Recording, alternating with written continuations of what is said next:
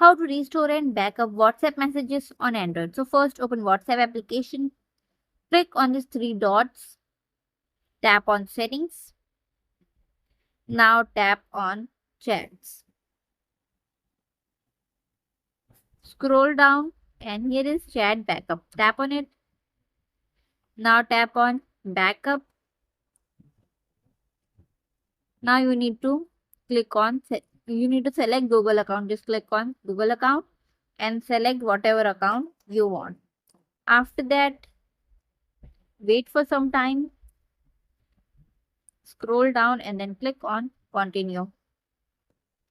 And now tap on automatic backup and select whatever timestamp you want, daily, weekly, monthly, or only when I tap backup. So select whatever you want. I am selecting only when tap backup. After that, if you want to include videos on your backup, just enable this, toggle this on. Or if you want to backup using internet, your mobile data, you can toggle this on also. But I'm recommending just toggle this off because it will take more data.